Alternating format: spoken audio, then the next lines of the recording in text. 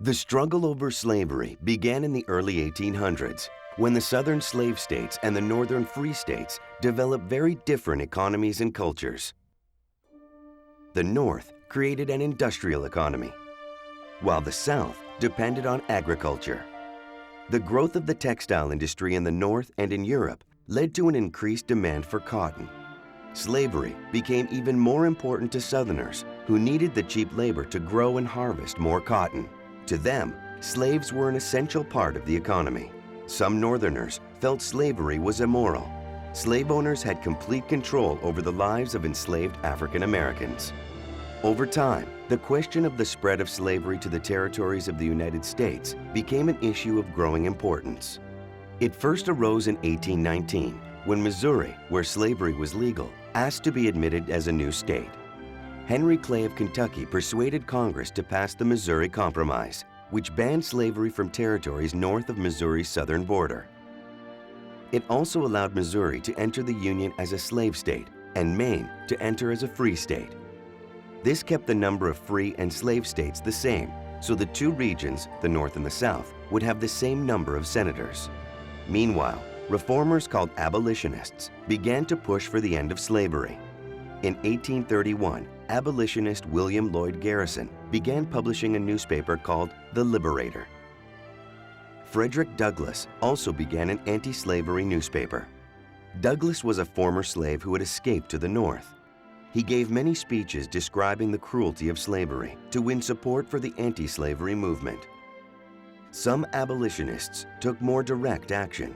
They formed a network called the Underground Railroad to help enslaved African Americans escape from the South and reach free states in the North or Canada. Thomas Garrett of Delaware was one of the most active people in this network. He helped nearly 3,000 of the enslaved escape to freedom. But white abolitionists were not the only people working on the Underground Railroad.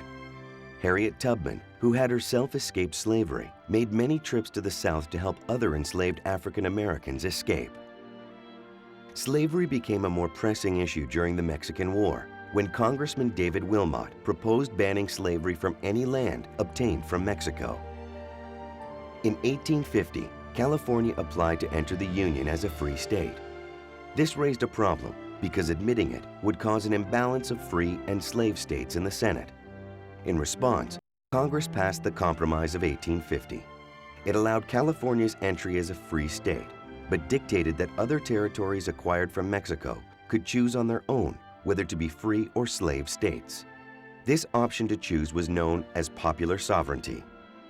The Compromise of 1850 included another law, the Fugitive Slave Act. This act required both Northerners and Southerners to help recapture escaped enslaved African Americans. Many Northerners refused to obey this law. Anger over the law and over slavery spurred abolitionist Harriet Beecher Stowe to write an important book, Uncle Tom's Cabin. Her novel told of the brutality of slavery, symbolized by the fate of the slave Uncle Tom. A kindly and Christian man, Tom was beaten to death by the overseer hired by his master. The book, which clearly illustrated the injustices of slavery, became a bestseller in the North. Prior to its publication, many Northerners were indifferent about slavery. After reading the book, many people became outraged over slavery. To Southerners, though, Uncle Tom's Cabin was false and an attack on their way of life. The next step in the growing fight over slavery came in 1854, when Congress passed the Kansas-Nebraska Act. This act organized the new Nebraska and Kansas territories and gave the residents in both areas the right to decide whether or not to allow slavery. Both pro- and anti-slavery settlers flooded into Kansas, hoping to have enough voters to determine the area's laws on slavery. By 1856, Kansas had two governments, one pro-slavery and one anti-slavery. Members of the two sides fought each other, and people began to call the area Bleeding Kansas. In the wake of this violence, the new Republican Party was formed. The Republicans were against the spread of slavery into the Western territories. In the 1856 election, the Republicans ran John C. Fremont for president. Though Fremont lost to Democrat James Buchanan, Republican views on slavery began to gain wider acceptance in the North. In 1857, the Supreme Court decided the important case of Dred Scott versus Sandford. The court ruled that Congress had no power to ban slavery from territories. The decision was celebrated in the South, but viewed angrily in the North. In 1858, Stephen Douglas, the proponent of the Kansas-Nebraska Act, was challenged by Republican Abraham Lincoln in the race for Senator of Illinois. During their debates, Lincoln firmly declared the Republican goal of blocking the spread of slavery. Lincoln did not win the election, but his name became known to many Americans. Tensions between the sides grew in 1859 when a white abolitionist named John Brown tried to spark a slave revolt in Virginia. After Brown was captured, he was tried in Virginia for treason. He was executed and became a martyr in the eyes of his anti-slavery supporters. Those views angered many in the South who had always feared a slave revolt.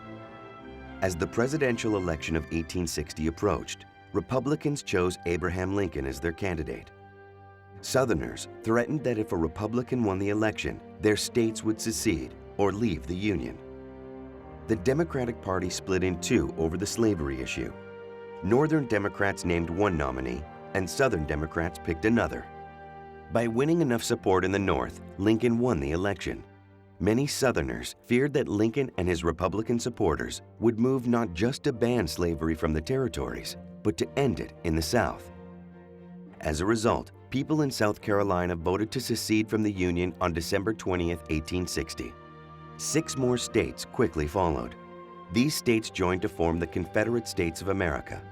The Confederacy created its own constitution, which guaranteed the protection of slavery.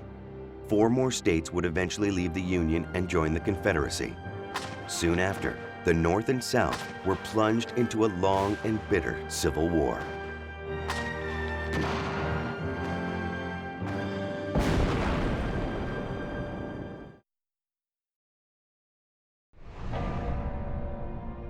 Why did Southerners feel that their way of life was under attack? Why do you think the North and the South failed to reach a lasting compromise on the issue of slavery?